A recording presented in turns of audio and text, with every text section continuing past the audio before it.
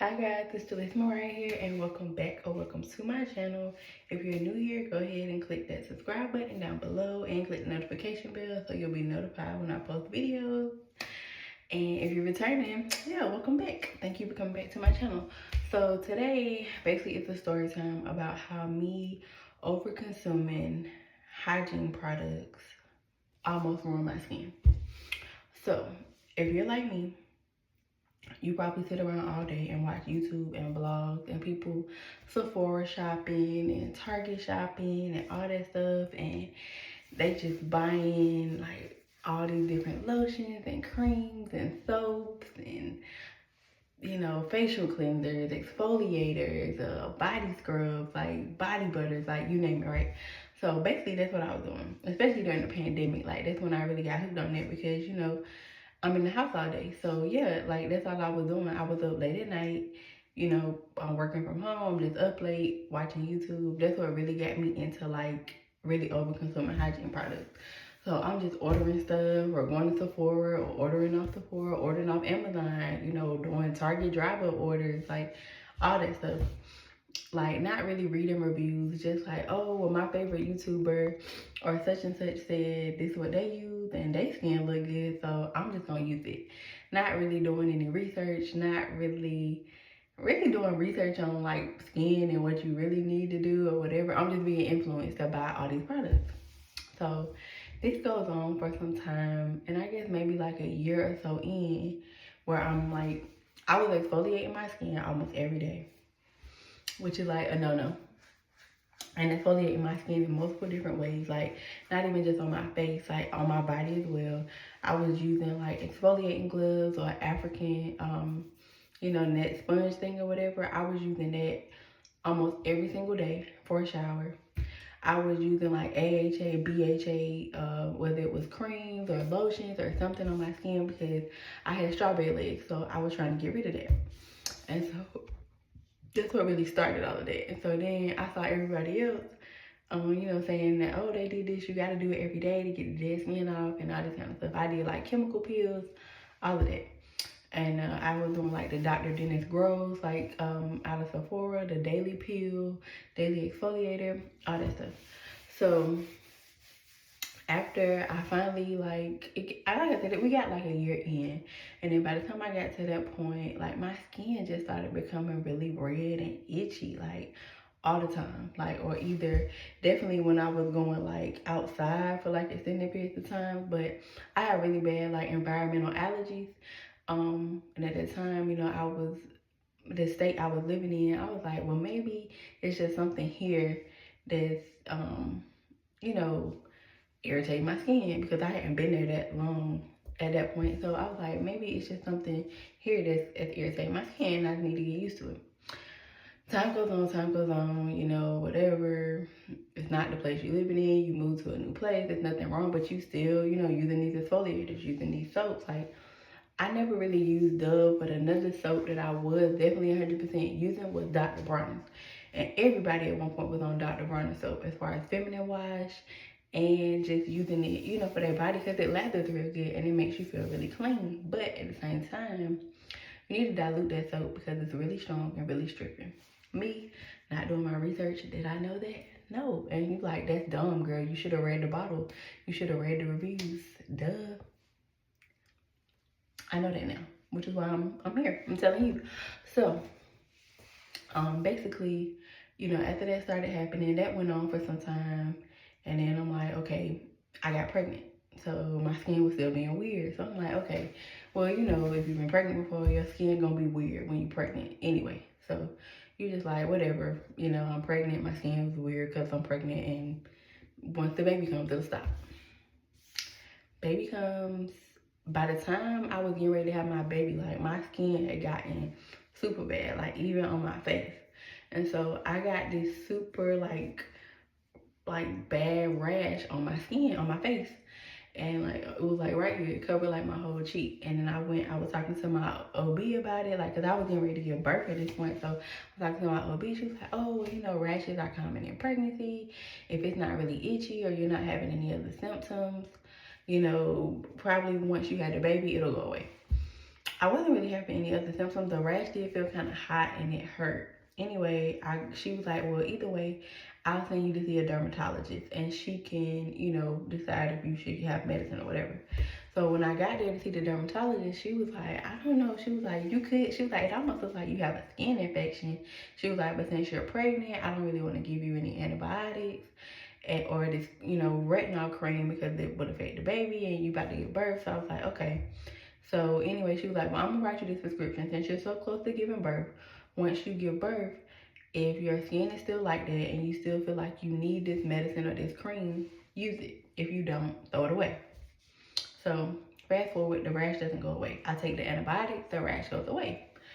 And I didn't think nothing else of it because I'm like, okay, weird things, like I said, happen while you're pregnant. So then, fast forward down the road, like some more months, I ended up like, you know, like when you sweat like in your creases, like especially as women, like we sweat under our boobs, like, and at that time I was breastfeeding and stuff, so you know that makes you sweat more, and it was just like I hated that feeling. So the same thing happened again to my skin. Like I just got this really, really red rash that looked like a rash. It was itchy, it felt hot to the touch.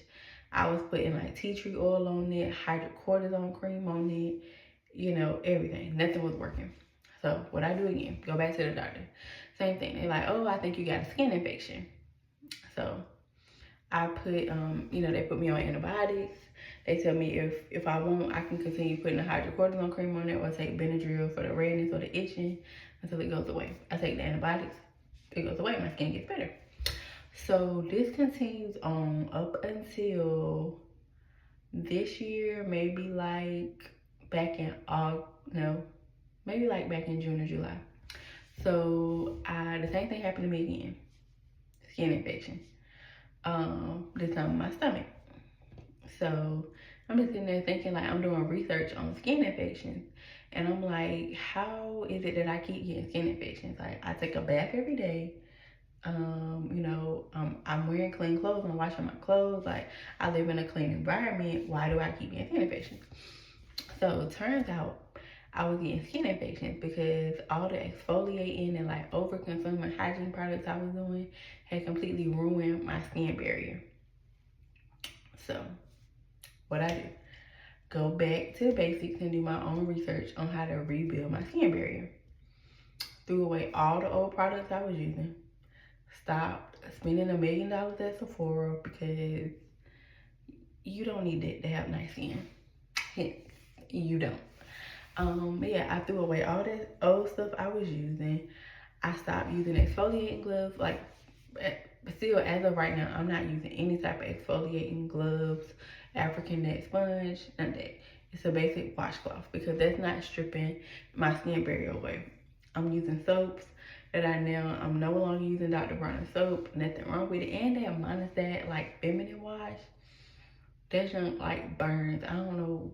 I can't use that. It ain't for me. But if it worked for y'all, I know the girls be selling it out at Target, and I tried it too because I was influenced. Yeah, no. So I switched up everything I was doing, using all that, and slowly but surely my skin is getting better. I don't really feel like my skin get these red, like itchy marks on it no more, or like I scratch my skin and the whole, like my skin just becomes inflamed and welts up. I don't really have that happen to me no more. I have not gotten any more skin infections.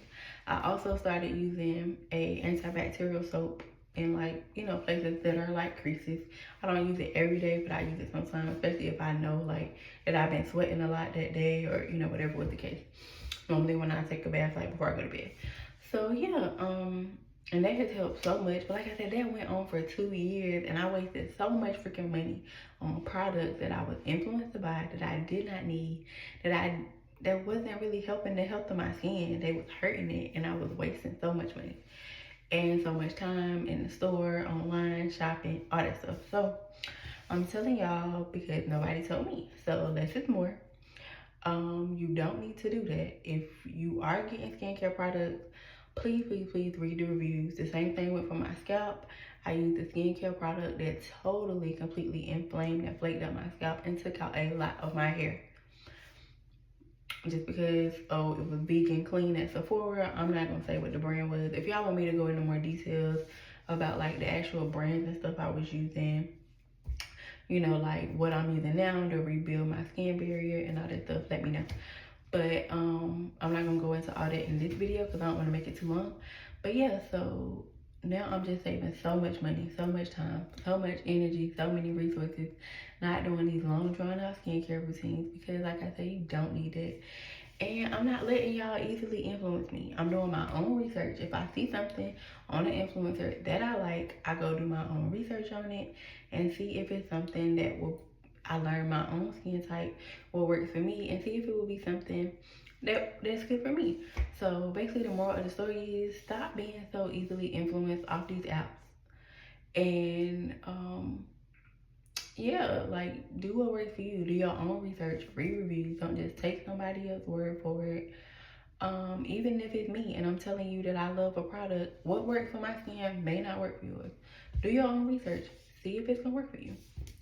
So yeah, girl, that's basically all I came on here to tell y'all about. And overall now, like I said, my skin is getting better. As you know, it could take many months to rebuild your skin barrier once it's damaged, but I feel like I'm on a good path and I feel like my barrier is almost built back up. And if you want to know what products I'm using to aid in doing that, let me know in the comments below. And if you've also experienced any of these symptoms or anything similar, let me know in the comments and we can talk about it. Or I can do a follow-up video if y'all have more questions. So yeah, thank y'all for watching and for liking my video, subscribing, commenting, all that. And I'll see y'all in my next video.